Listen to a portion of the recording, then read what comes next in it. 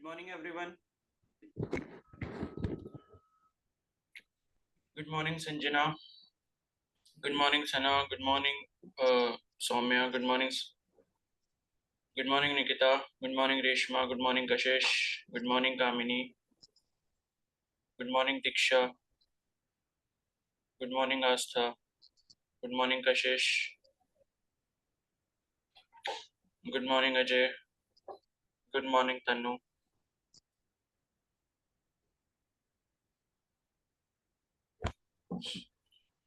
Basic registration करा सबने AIIMS का? Yes sir. इसने नहीं किया अभी तक? सर पिछली बार मेरी कैटेगरी जनरल थी, तो इस बार अगर मुझे ईडब्ल्यूएस करना है तो बेसिक रजिस्ट्रेशन दोबारा करना होगा?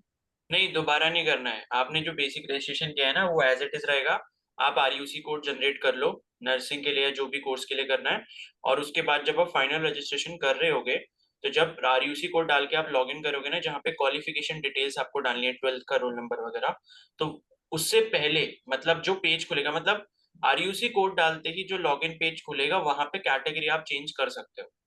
अगर जनरल थी, यूआर थी पहले, अगर आपको ईडब्ल्यू सेलेक्ट करना है तो ईडब्ल्यू आप कर लो।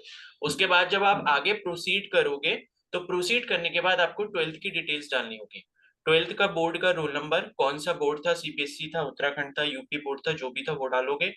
और उसके बाद उसमें जो डालना है आपने, 12th की मार्कशीट पर डेट होगी आपकी, कोई भी बोर्ड होता है तो उसकी इशू डेट होती है, तो वो नीचे कहीं पर आपको दिख जाएगी, तो वहां पर लिखेगा, वहां पर एक ऑप्शन आ रहा होगा पासिंग ईयर का। पासिंग ईयर में आपको डेट सिलेक्ट करनी होगी, और वो वाली डेट ही डालोगे जो 12th में मार्कशीट पे लिखी है, नीचे कहीं पर होगी, ठीक है, वो डाल देना। और उसके बाद नीचे आपको मार्क्स एंटर करने हैं, तो ये ध्यान रखना कि physics, chemistry, biology, English, 4 subject के आपको मार्क्स एंटर करने हैं। भले ही 12th में आपके 5 सब्जेक्ट थे, 6 सब्जेक्ट थे, डजेंट मैटर। 4 सब्जेक्ट के टोटल मार्क्स सभी क्या 100 का होता है पेपर, एक पेपर। तो 4 पेपर जो आपके 400 मार्क्स के हुए, तो out of 400 physics, chemistry, biology, English का जो टोटल होगा, वो ऑब्टेन्ड मार्क्स में डालोगे, और टोटल मार्क्स में 400 डालोगे। ठीक है, फिर प्रोसीड कर दोगे, फिर पेमेंट का ऑप्शन आ जाएगा। पेमेंट के लिए क्रेडिट या डेबिट कार्ड इस्तेमाल करना। एसबीआई का सिर्फ पेमेंट गेटवे है, तो ऐसा नहीं कि एसबीआई के कार्ड से ही करना, आप किसी भी कार्ड से कर सकते हो। फिर भी किसी को प्रॉब्लम आए पेमेंट में तो मुझे बोल देना, मैं कर दूंगा। ठीक है। Okay sir. सर आरयूसी कोड जो पिछली बार रजिस्ट्रेशन आईडी और पासवर्ड मिला था पैरामेडिकल के लिए, उसी से जनरेट करना है? हाँ, उसी से कर लो। आपने पिछले साल पैरामेडिकल के लिए किया हो या नर्सिंग के लिए किया हो, उससे फर्क नहीं पड़ता, इस साल आप कोई भी कोर्स के लिए कर सकते हो। ठीक है। और गलती मत करना प्लीज। और कैटेगरी मैंने बता दिया, जनरल वाले कैंडिडेट सभी ईडब्ल्यू सेलेक्ट करेंगे। उससे आपका एक तो फायदा ये होगा कि ईडब्ल्यू बन गया तो अच्छी बात है, 10% का रिजर्वेशन मिलेगा। थोड़े कम मार्क्स पे अच्छा कॉलेज मिलने की प्रोबेबिलिटी मैक्सिमम होगी। दूसरी चीज, दूसरा फायदा क्या है, जनरल कैटेगरी की फीस कितनी है, 2,000 रुपए, और ईडब्ल्यू की फीस 1,600 रुपए। तो मान लो अगर, मतलब एक तो फायदा ये हो गया कि 400 रुपए बच रहे अपने फॉर्म के। और एक फायदा ये भी है कि अगर मान लो ईडब्ल्यूएस नहीं भी बन पाता है फ्यूचर में, या एक्सेप्ट नहीं भी होता है हमारा, तो उस केस में क्या होगा, हमारा जो ईडब्ल्यूएस है वो जनरल में चेंज हो जाएगा, मतलब हमें जो सीट मिलेगी, अलॉट होगी, वो जनरल कैटेगरी से होगी। तो इसलिए पैसे भी बच रहे हैं, फ्यूचर का फायदा भी हो रहा है, तो इस चीज को सोच के ईडब्ल्यूएस ही सिलेक्ट करना, जितने भी जनरल के कैंडिडेट्स हैं। ठीक है, जनरल वाले ही ईडब्ल्यूएस कर सकते हैं, बाकी और कोई अदर कैटेगरी नहीं कर सकते। ठीक है, आ गया समझ में? और बाकी ओबीसी वालों की फीस तो कितनी है, 2,000 ही है। ठीक है, पता नहीं ओबीसी की फीस क्यों ज्यादा रखी है इस बार, मतलब वैसे भी ज्यादा ही रखते हैं, बट ऐसा हर किसी एग्जाम में नहीं होता है, ओबीसी की भी फीस कम होती है। चलो फिर आगे बढ़ते हैं। ठीक है, बाकी देखो, कुछ भी डाउट हो करने से पहले पूछ लेना, गलती मत करना बस। क्योंकि एक भारी, मतलब एक छोटी सी गलती आपको काफी भारी पड़ सकती है डॉक्यूमेंट वेरिफिकेशन के टाइम पे। पता चला मार्क्स भी अच्छे आ गए, रैंक भी अच्छी आ गई, कॉलेज भी अच्छा अलॉट हो गया, लेकिन फॉर्म में ही गलती कर रखी थी, डॉक्यूमेंट वेरिफिकेशन में उन्होंने गलती निकाल दी। उन्होंने कहा बेटा आप घर जाओ, अब आप या तो इस साल किसी और कॉलेज में ट्राई करो, या फिर आप नेक्स्ट ईयर आना। तो ऐसा ना हो।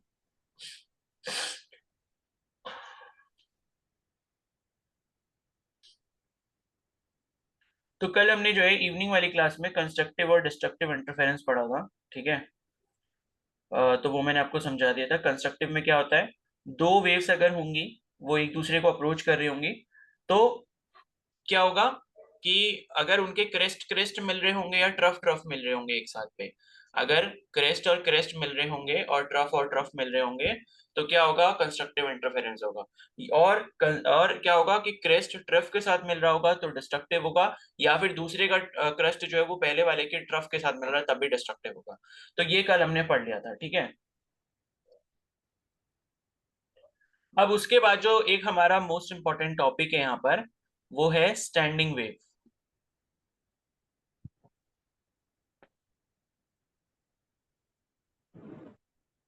ठीक है, स्टैंडिंग वेव।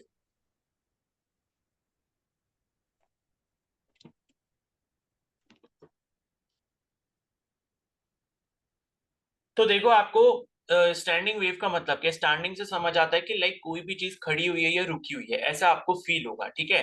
तो standing wave is like a wave जिसमें आपको ऐसा लगता है कि कोई वेव अपनी जगह पर खड़े होकर ऑसिलेट कर रही है, अपनी पोजीशन पर खड़े होकर क्या कर रही है, ऑसिलेट कर रही है। तो ऐसा होता कब है, जब लाइक आप ये समझो कि आपके पास दो वेव्स हैं, ठीक है। एंड दो वेव्स क्या है, मतलब क्या हो रहा है कि जब उनमें क्रेस्ट क्रेस्ट मिल रहे हैं तो कंस्ट्रक्टिव इंटरफेरेंस हो रहा है, तो एम्पलीट्यूड एक जगह पे बढ़ जा रहा है, जहां पर क्या हो रहा है, मतलब ट्रफ ट्रफ मिल रहे हैं वहां पर भी क्या हो रहा है, एम्पलीट्यूड नीचे की तरफ बढ़ जा रहा है। और जहां पे क्रेस्ट और ट्रफ मिलते हैं उस टाइम पे उनका जो एम्पलीट्यूड है वो जीरो हो जाता है, अगर मान लो एम्पलीट्यूड दोनों ही वेव्स का सेम रखा जाए जो एक दूसरे को अप्रोच करते हुए मिल रही हैं, ठीक है। बिकॉज डिस्ट्रक्टिव इंटरफेरेंस में हमने ये पढ़ा था कि एम्पलीट्यूड जो होता है वो दोनों के एम्पलीट्यूड का क्या होता है, मतलब सब्ट्रैक्ट करके निकालते हैं, मतलब डिफरेंस होता है, ठीक है। तो ये चीज मैं आपको एक बार दिखा देता हूँ, स्टैंडिंग वेव जो है वो किस तरीके से दिखती है, थोड़ा सा आपको समझ आ जाएगा।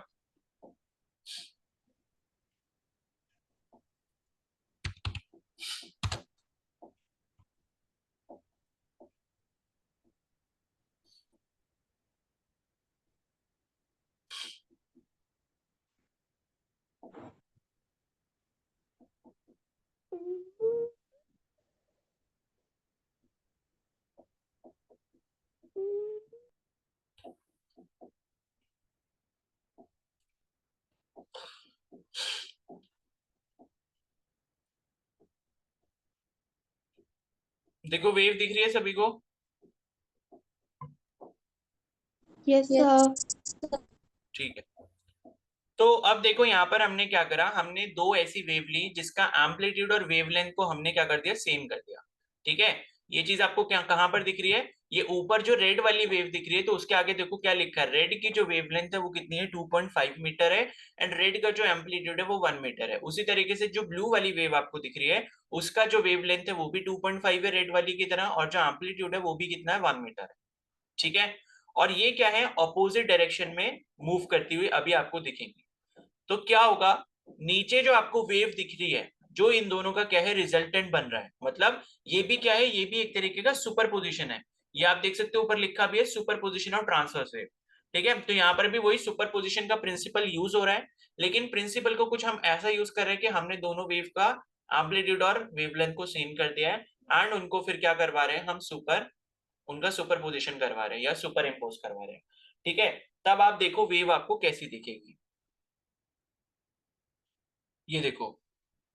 अब ये जो इनकी रिजल्टेंट वेव आपको दिख रही है, वो रिजल्टेंट वेव क्या हो रही है, मूव नहीं करती हुई दिखाई दे रही है, बल्कि क्या हो रहा है, वो अपनी ही पोजीशन पर ऊपर नीचे क्या कर रही है, ऑसिलेट कर रही है, ठीक है। अब मैं आपको इसको धीरे धीरे दिखाता हूं,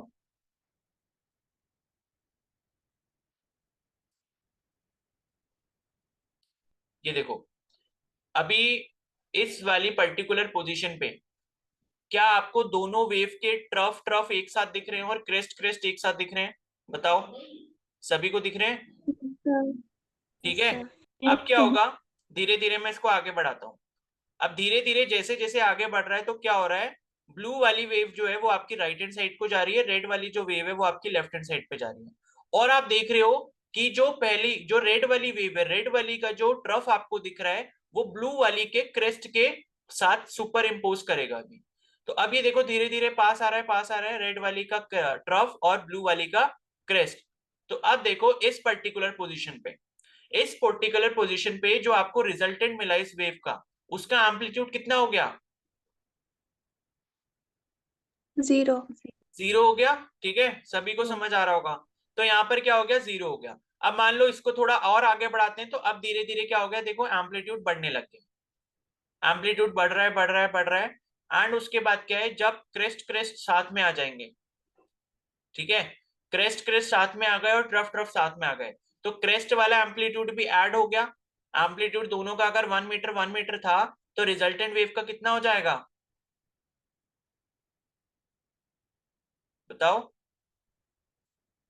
2 मीटर। 2 मीटर हो ओके। जाएगा, ठीक है। तो क्रेस्ट और क्रेस्ट जब आप देखोगे, तो नीचे वाली जो आपकी वेव बनी है रिजल्टेंट वेव, उसका जो क्रेस्ट होगा वो 2 मीटर का होगा। और जब ट्रफ हो देखोगे दोनों के, तो वो भी 1 मीटर के हैं, लेकिन नीचे वाली डायरेक्शन में। तो जो नीचे रिजल्टेंट वेव आपकी बनी हो, उसका भी जो ट्रफ होगा वो कितना हो जाएगा, 2 मीटर के बराबर हो जाएगा, ठीक है। अच्छा ये बताओ कि क्या इनकी वेवलेंथ सेम दिख रही है, या वेवलेंथ में चेंज आया है रिजल्टेंट वेव में,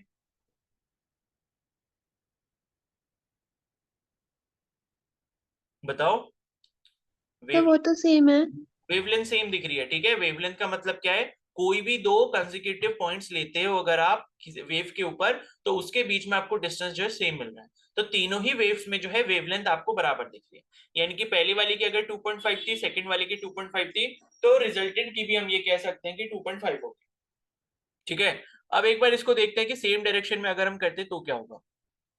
तो देखो सेम डायरेक्शन में कुछ नहीं हो रहा, अगर ये वेव्स सेम डायरेक्शन में राइट हैंड साइड को मूव कर रही हैं, तो यहाँ पर आपको स्टैंडिंग वेव नहीं मिल रही।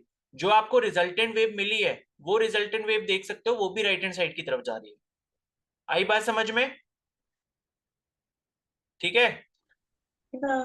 तो वो भी क्या हो रहा है, जब आपकी दोनों राइट हैंड साइड में सेम डायरेक्शन में जाएंगी या लेफ्ट हैंड साइड में जाएंगी, तो जो रिजल्टेंट वेव मिलेगी वो भी उसी डायरेक्शन को फॉलो करेगी, और एम्पलीट्यूड जो है वो एड अप हो जाएगा। क्रेस्ट क्रेस्ट के साथ जब मिल रहा है, और ट्रफ ट्रफ के साथ मिल रहा है, ठीक है। और अगर मान लो ये ऑपोजिट डायरेक्शन में हो जाती है और सेम डायरेक्शन में नहीं होती, तो ये देखो आपको क्या दिख रहा है, स्टैंडिंग वेव दिख रहा है। तो इसको भी मैं एक बार धीरे धीरे दिखाता हूं, एक बार फिर से।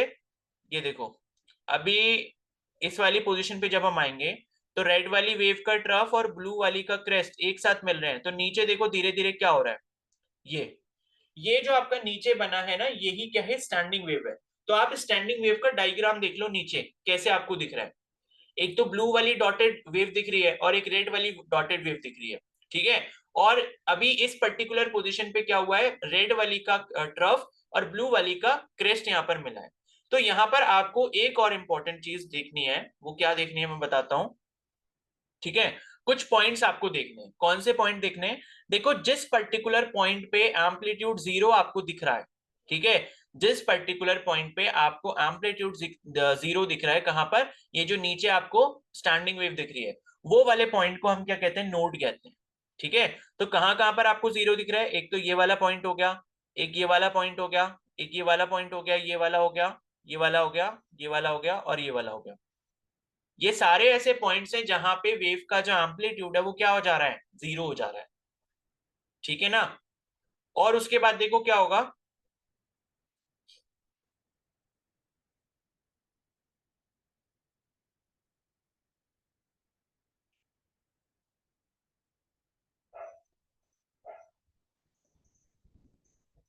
तो मतलब आप उसी पोजीशन को बस आप देखो, ठीक है, वो जो पोजीशन है वो बेस्ट पोजीशन है समझने को।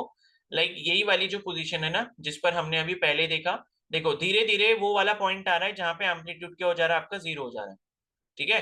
तो ये आपके बीच वाले जितने भी पॉइंट्स है जहां पर एम्पलीट्यूड 0 हो गया, वो सारे क्या हो गए, नोड्स हो गए। और जहां पर एम्पलीट्यूड आपका मैक्सिमम होता है, ठीक है, वो वाले पॉइंट्स आपके क्या हो जाते हैं, इंटर नोड्स हो जाते हैं, या एंटी नोड हो जाते हैं, ठीक है, एंटी नोड बोलेंगे। तो यहाँ पर जो है, कौन सा पॉइंट एंटी नोड हो जाएगा, ये वाला जो आपको दिख रहा है, ठीक है, मतलब इस पर्टिकुलर पॉइंट पे। यहाँ आप देख रहे हो ना, यहाँ एम्पलीट्यूड क्या हो गया, मैक्सिमम हो गया। यहाँ पर भी क्या हो गया, एम्पलीट्यूड मैक्सिमम हो गया। यहाँ पर भी क्या हो गया, एम्पलीट्यूड मैक्सिमम हो गया। तो बीच में जो आपको पॉइंट्स दिख रहे हैं यहाँ पे, वहां पे एम्पलीट्यूड क्या हो जा रहा है, मैक्सिमम हो रहा है। और उसके बीच में कुछ कुछ पॉइंट्स आपको दिख रहे हैं जहां पे क्या हो रहा है, आपका जो एम्पलीट्यूड है वो 0 हो जा रहा है। तो एम्पलीट्यूड जहां पर 0 होगा, वो सारे पॉइंट्स क्या हो गए, नोड्स हो गए। और जहां पे एम्पलीट्यूड आपका मैक्सिमम है, वहां पर क्या हो गया, वो एंटी नोड हो गए, ठीक है। क्या इतनी बात सभी को क्लियर है, यस सर। ठीक है। Yes, sir.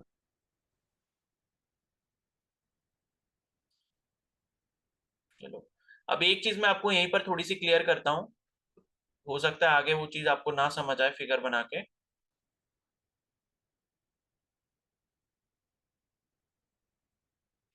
तो देखो, वेव आपकी इस पर्टिकुलर पॉइंट से स्टार्ट हो रही है, मान लो, ठीक है, ये दोनों वेव्स आपकी इस पर्टिकुलर पॉइंट से स्टार्ट हो रही हैं, और हमने कहा कि इनकी जो रिजल्टेंट वेव बन रही है वो भी आपके इस पर्टिकुलर पॉइंट से स्टार्ट हो रही है, ठीक है। तो पहले क्या हुआ कि आपको यहाँ पर एम्पलीट्यूड क्या दिख रहा है, मैक्सिमम दिख रहा है, ये जो एम्पलीट्यूड है यहाँ पर मैक्सिमम है। तो देखो, जो ऊपर आपको दोनों वेव्स दिख रही हैं उसका एक रिवोल्यूशन कहां पर कंप्लीट होगा, अगर ये यहाँ इस पर्टिकुलर पॉइंट से स्टार्ट हुई हैं, तो ऐसे गए फिर ऐसे गए, और उसके बाद करेस्पॉन्डिंग पॉइंट जो उसका दिखेगा कहां पर होगा, मतलब वेव जो आपकी कंप्लीट होगी इस तरीके से होता है ना।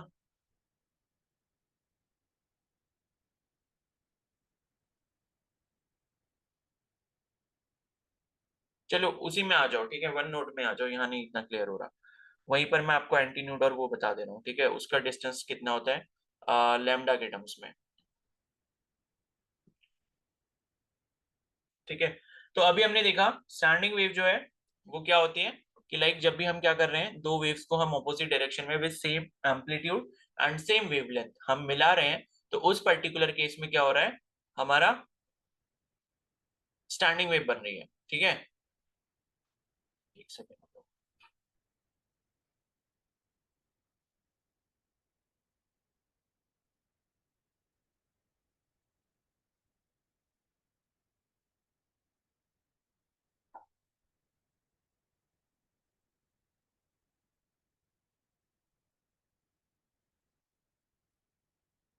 चलो ठीक है। अब यहाँ पर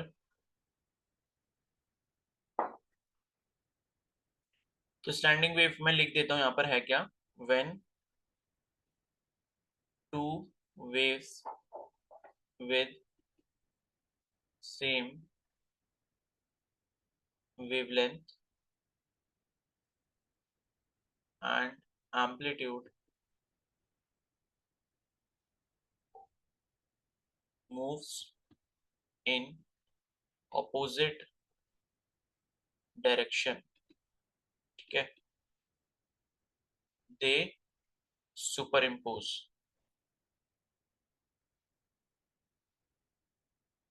each other, ठीक है, they superimpose each other। तो क्या होगा, constructive and destructive superposition takes place, ठीक है। तो जहां पे डिस्ट्रक्टिव सुपरपोजिशन होगा,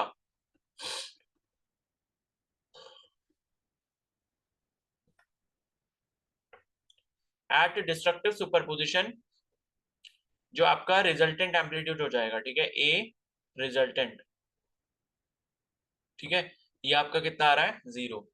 और जो कंस्ट्रक्टिव है, कंस्ट्रक्टिव सुपरपोजिशन के केस में जो आपका ए रिजल्टेंट हो जाएगा वो क्या हो जाएगा, A1 प्लस A2 हो जाएगा, अगर A1 और A2 क्या है, दोनों ही वेव्स के एम्पलीट्यूड है, ठीक है।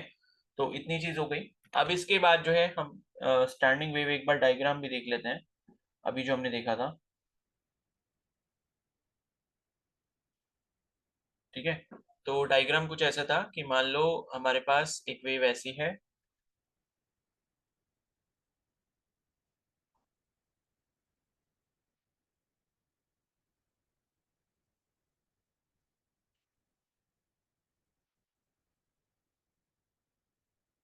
ठीक है। तो एक वेव आपकी ये वाली हो गई, और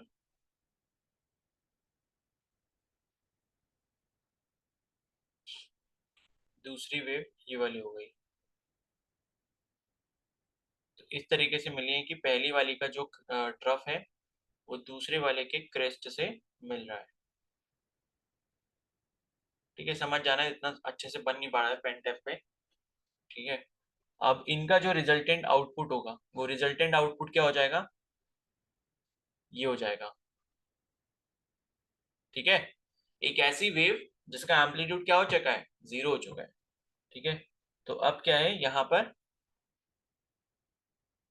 इसको मैं डॉटेड से भी दिखा देता हूँ।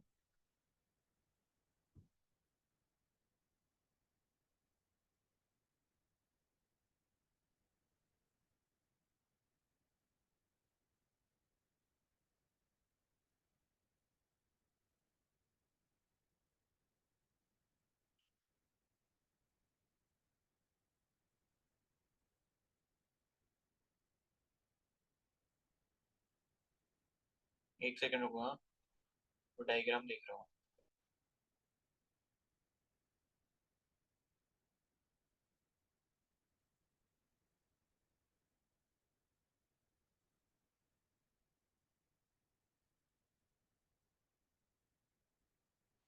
ठीक है, तो ये कुछ ऐसा देखा था अभी हमने।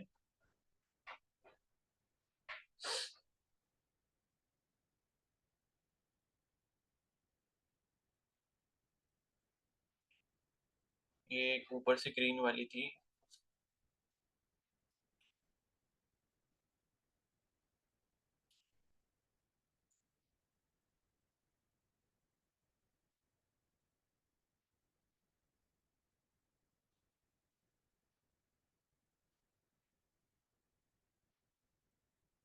ठीक है, ये ग्रीन वाली कुछ ऐसी थी, एंड उसके बाद क्या हो रहा था, ये ब्लू वाली हो गई,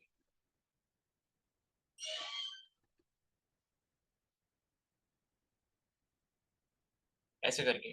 तो ये ऐसा क्या दिखा है इसमें, क्योंकि देखो ऊपर जो आपका मतलब ये वाला पॉइंट है, ठीक है, ये वाला जो पॉइंट है, ये वाला कौन सा पॉइंट होगा, ये वाला होगा, नहीं ये वाला नहीं, एक सेकंड, ये वाला पॉइंट जो है ये वाला पॉइंट हो गया। ठीक है, यहाँ पे क्या हो रहा है, डिस्ट्रक्टिव इंटरफेरेंस हो रहा है, क्योंकि पहले वाले का ट्रफ है, दूसरे वाले का क्रेस्ट है, एम्पलीट्यूड क्या हो गया, जीरो हो गया। तो बीच में है, ठीक ठीक बीच में, ठीक है, ठीक बीच में जहां पर क्या हो रहा है, एम्पलीट्यूड जीरो हो रहा है, यहाँ पे एम्पलीट्यूड की वैल्यू क्या है, जीरो है।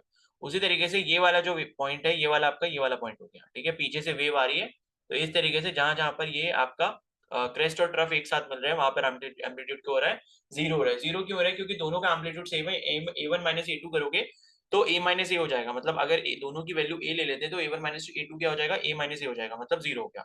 तो ये सारी जगहों पर जहां जहां ये हो रहा है, ये इनकी वैल्यूज क्या हो गई, ये जीरो हो गई। तो इस तरीके से आप इसको कंपेयर कर सकते हो, ठीक है। अब इसमें नेक्स्ट आते हैं नोट्स वाले टॉपिक में, जो मैं आपको बता रहा था कि जहां पर एम्पलीट्यूड जीरो होता है,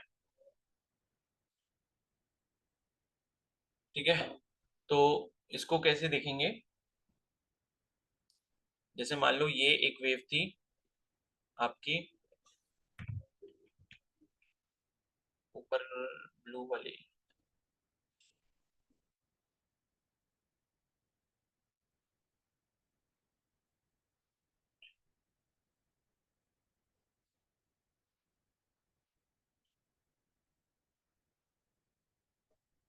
ठीक है, ये आपकी एक वेव ये हो गई, और ये आपकी ब्लू वाली हो गई।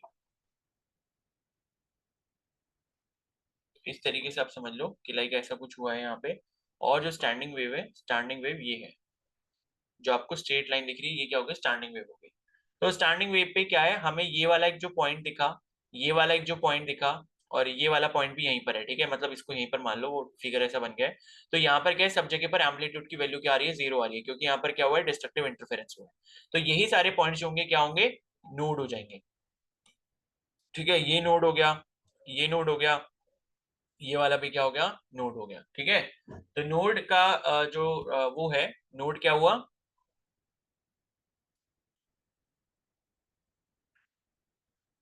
डिस्प्लेसमेंट, या बोल सकते हो कि एम्पलीट्यूड जो भी है, ठीक है। डिस्प्लेसमेंट क्या मतलब, ये एम्पलीट्यूड क्या होता है, मतलब मैक्सिमम डिस्प्लेसमेंट होता है, ठीक है, या सिर्फ डिस्प्लेसमेंट भी आप बोल सकते हो। तो displacement of these points are zero at all times, हमेशा जो है इस पर्टिकुलर पॉइंट पर जीरो ही वैल्यू शो करेंगे, ठीक है, किसी भी स्टैंडिंग वेव के लिए। तो are zero at all points, sorry all times, ठीक है, ऑल टाइम्स, हमेशा,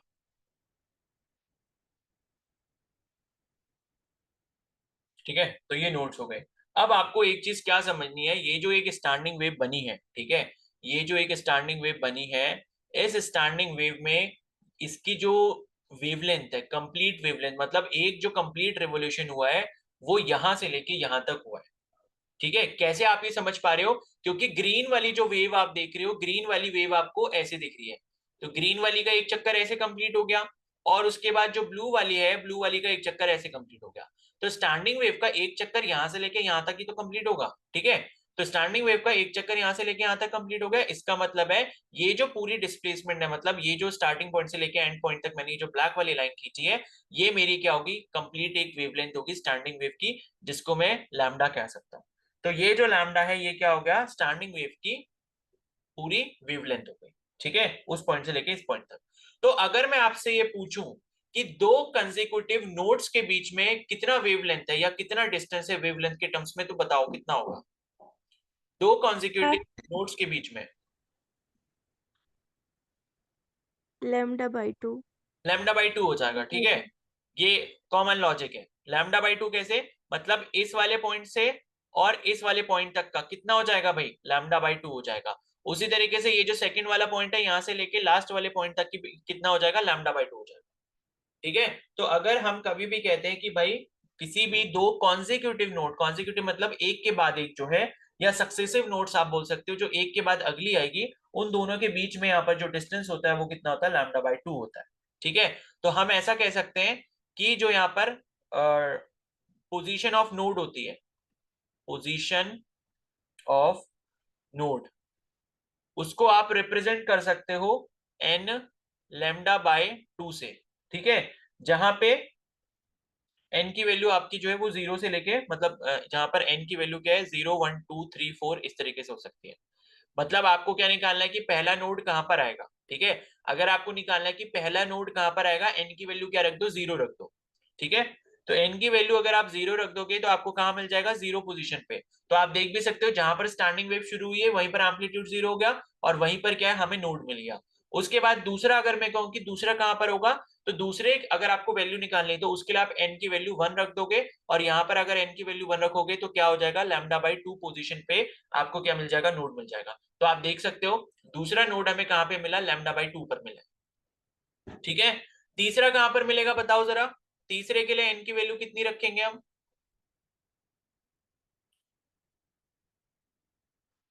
बोलो।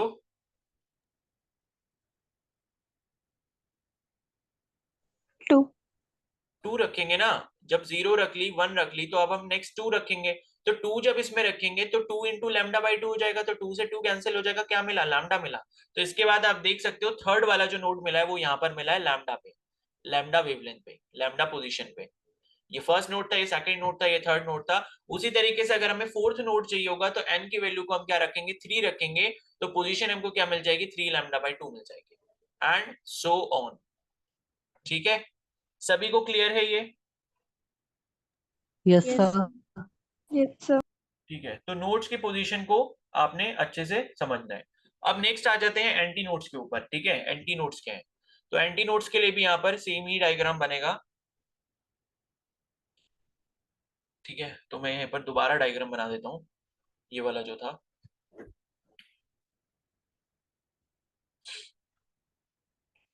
ये आपकी इस तरीके से हो गई ग्रीन वाली एक वेव। ठीक है, और ये हो गई आपकी ब्लू वाली वेव।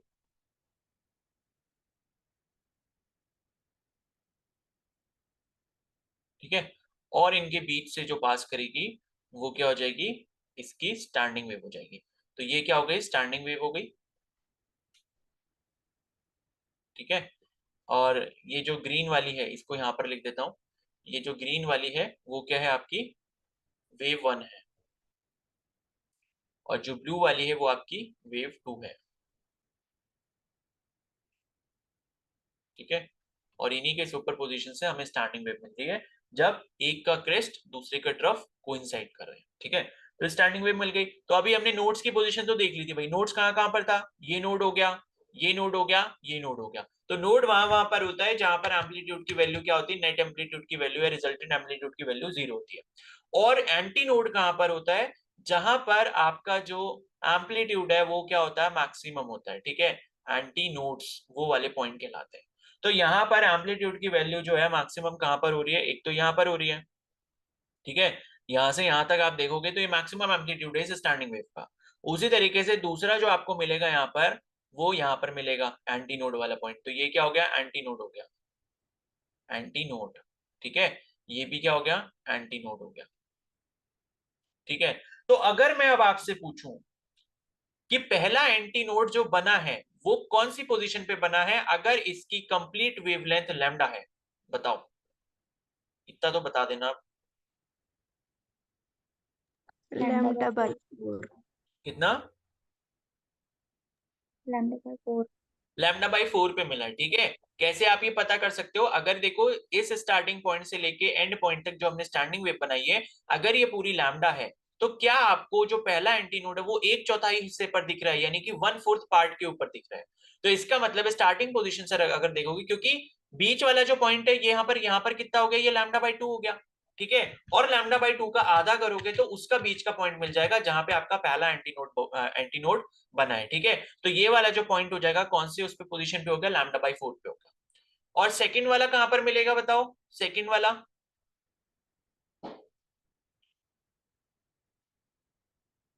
सेकंड वाला बताओ, सेकंड वाले की पोजीशन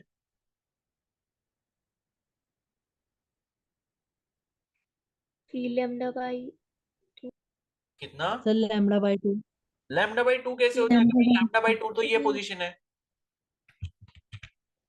भाई, पूरा लैम्डा ही तो होगा। λ/4। कितना, λ/4। λ/4। λ/4 कैसे होगा, λ/4 तो हो गया। अब आगे जाओगे तो डिस्टेंस तो बढ़ेगा ना, वो λ/4 कैसे रहेगा, 3 λ/4 होगा। ठीक है, अजय ने बताया ऐसे। अरे भाई आपको कुछ नहीं करना है, आप ये देखो स्टार्टिंग पॉइंट से लेके इस वाले पॉइंट तक अगर λ/4 था, तो क्या मैं यही सेम चीज कह सकता हूँ कि आखिरी वाली पॉइंट से लेके यहां तक का भी कितना है, ये λ/4 है। ठीक है, तो अगर मैं स्टार्टिंग पोजीशन से यहां तक का डिस्टेंस निकालना चाहता हूं, तो मैं क्या करूंगा, पूरे लैम्डा में से क्या मैं λ/4 को माइनस कर दूंगा, तो कितना मिलेगा, 3 λ/4 मिलेगा। आया समझ में, यस सर। Yes sir.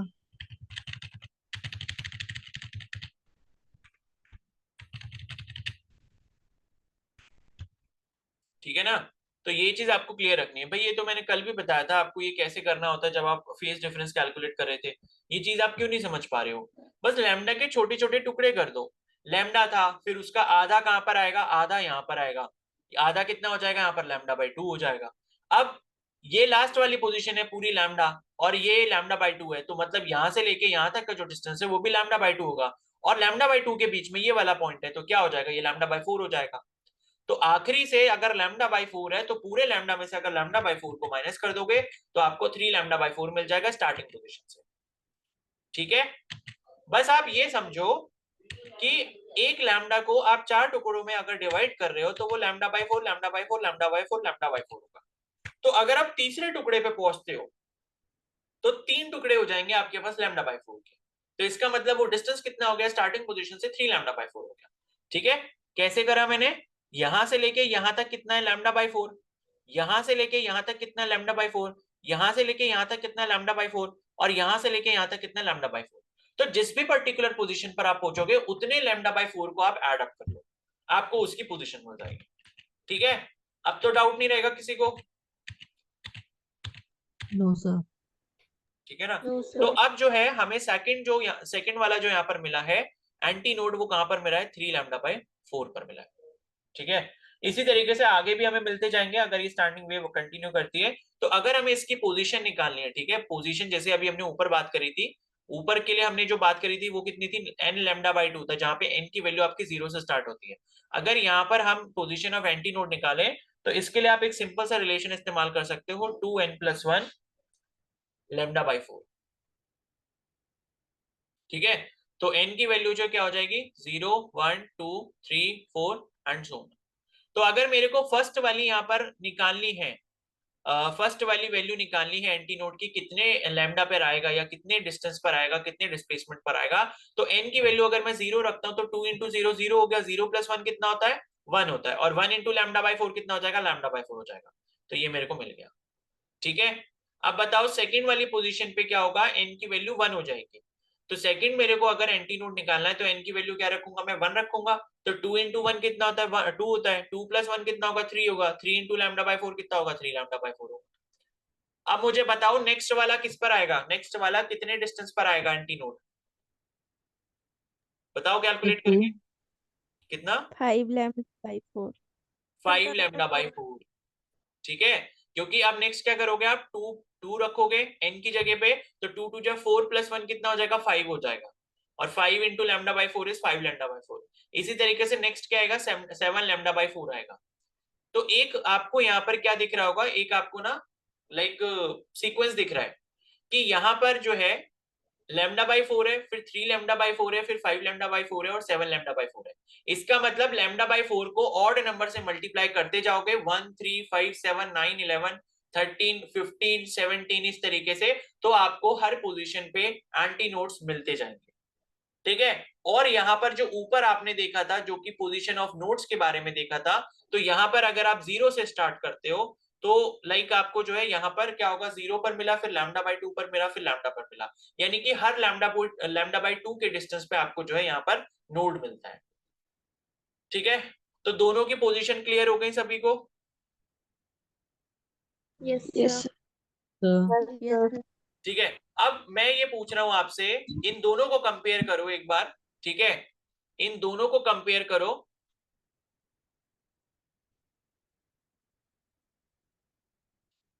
और अब मुझे ये बताओ कि एक नोड और एक एंटी नोड के बीच में कितना वो होगा डिस्टेंस, सक्सेसिव नोड और सक्सेसिव एंटी नोड के बीच में, मतलब अगल बगल के जो नोड और एंटी नोड है उनके बीच में कितना होगा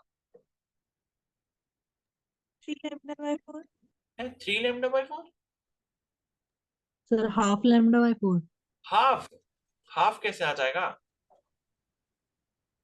भाई, पहला नोड आपको कहां पर मिला है 0 पर मिला है, और पहला एंटी नोड कहां पर मिला है लैम्डा बाई 4 पर मिला है, तो दोनों के बीच में डिस्टेंस कितना हो गया लैम्डा बाई 4 ही तो होगा ना। आया समझ में। yes sir ठीक है, तो पहला आपको नोड जो है वो मिला है 0 पर, ठीक है, और पहला एंटी नोड मिला है आपको लैम्डा बाई 4 पे। यहां पर ही देख लो इस वाले फिगर में, नीचे वाले पे आते हैं, नीचे वाले पे ही देख लो, ये वाला जो है इसमें देखोगे पहला नोड आपको कहां मिला था इस वाले पॉइंट पे मिला था, पहला एंटी नोड कहां मिला यहाँ मिला, तो दोनों के बीच में डिस्टेंस कितना है यहां से लेके यहां तक लैम्डा बाई 4 है। तो किसी भी सक्सेसिव नोड और एंटी नोड के बीच का जो डिस्टेंस होता है वो कितना होता है लैम्डा बाई 4 होता है। क्या ये सभी को समझ आ गया।